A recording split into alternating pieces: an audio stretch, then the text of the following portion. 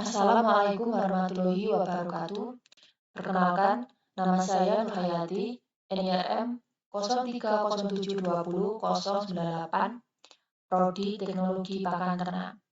Di sini saya akan menyampaikan materi yang berjudul Manajemen Sumber Daya Manusia atau MSDM pada penugasan mata kuliah Manajemen Usaha Pakan Ternak.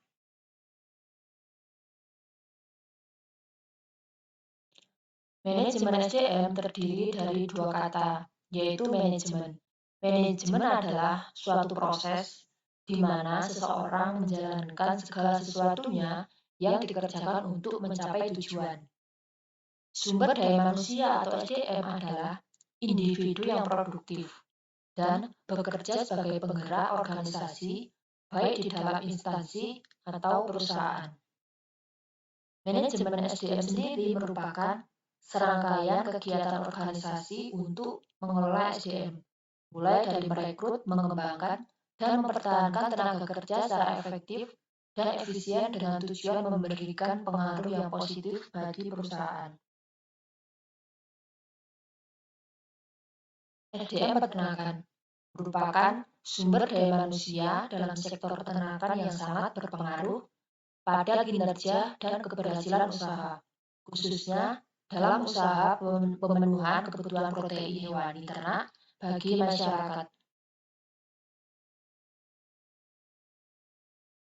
Kementerian Pertanian atau Kementan melalui Direktorat Jenderal Peternakan dan Kesehatan Hewan Dirjen PKH terus melakukan upaya untuk peningkatan kualitas sumber daya manusia atau SDM yang efektif dan efisien dalam bidangnya. Upaya peningkatan manajemen sumber daya manusia dapat memperkuat dalam pengelolaan usahanya yang meliputi seluruh aspek yang berpengaruh dalam bidang peternakan.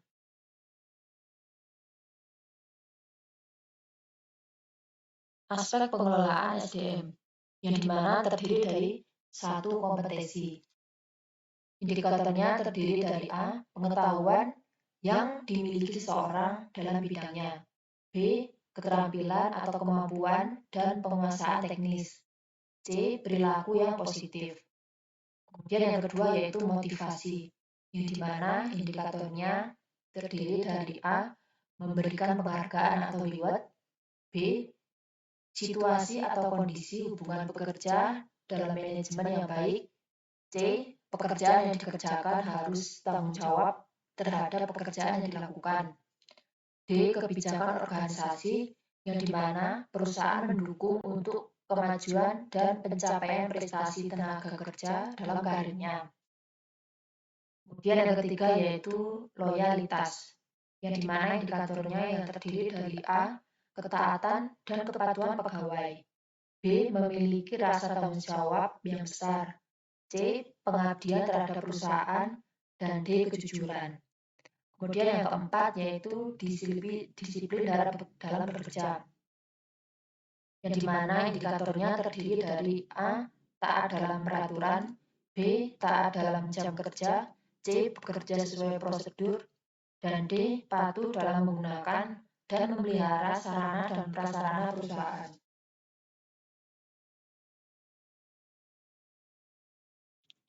Fungsi manajemen sumber daya manusia. Yang pertama yaitu perencanaan.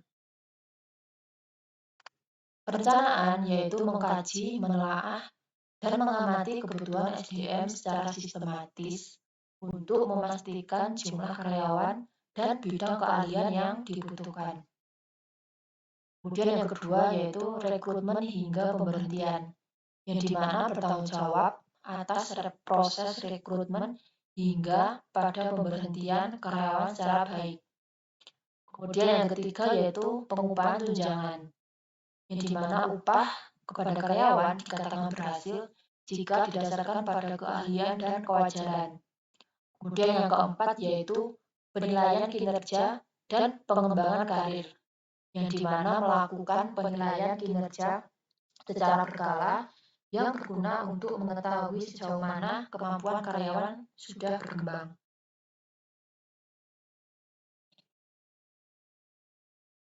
Kemudian yang kelima yaitu pelatihan, dan pengembangan kemampuan yang berfungsi dalam rangka memberikan pelatihan serta pengembangan kemampuan dari talent yang dimiliki. Yang keenam yaitu keselamatan kerja, yang di mana perusahaan mengutamakan keselamatan kerja kepada seluruh pegawai di dalam atau di luar perusahaan. Kemudian yang ketujuh yaitu pengupahan tunjangan, yang di mana upah kepada karyawan dikatakan berhasil jika didasarkan pada keadilan dan kewajaran. Kemudian yang delapan yaitu pengelolaan hubungan kerja, yang di mana mengelola hubungan kerja dengan setiap elemen di perusahaan, menghormati hak, dan menetapkan prosedur keluhan pegawai.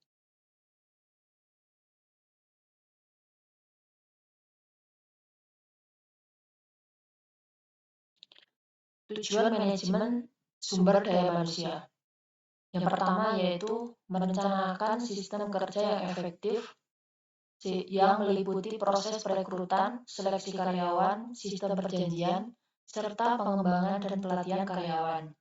Kemudian yang kedua yaitu mengembangkan sistem manajemen yang efektif dan menyadari semua elemen di perusahaan dalam mengembangkan iklim.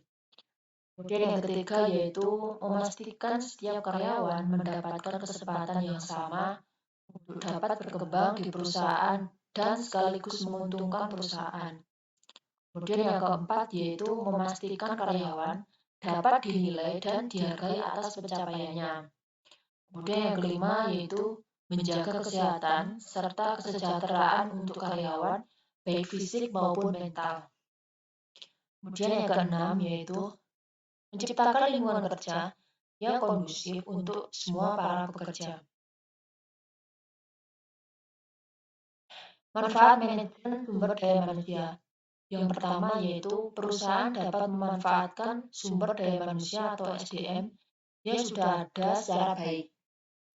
Yang dimana pengelola sumber daya manusia perusahaan harus memperhatikan kekuatan dan kelemahan perusahaan seperti jumlah karyawan yang tersedia, masa kerja, pengetahuan, dan keterampilan. Kemudian yang kedua yaitu produktivitas dari karyawan yang sudah ada semakin meningkat, yang dimana MSDM yang baik tentu akan proporsionalitas dalam penempatan formasi karyawan. Yang ketiga yaitu penempatan kebutuhan tenaga kerja atau karyawan, yang dimana kebutuhan akan tenaga kerja di masa mendatang baik dalam arti jumlah maupun kualifikasinya untuk mengisi formasi tertentu dan menyelenggarakan aktivitas yang baru. Kemudian yang keempat yaitu penanganan informasi ketenaga kerjaan, yang dimana meliputi masa kerja tiap karyawan, status perkawinan, tunjangan, jumlah penghasilan, pendidikan, dan pelatihan yang pernah ditempuhnya. Kemudian yang kelima yaitu penelitian sumber daya manusia. Penelitian ini diperlukan untuk mendapatkan gambaran serta keterangan yang akurat untuk menjadi landasan dalam aktivitas manajemen sumber daya manusianya. Sekian materi yang dapat saya sampaikan. Sekiranya apabila ada salah kata yang kurang berkenan, mohon maaf. Wassalamualaikum warahmatullahi wabarakatuh.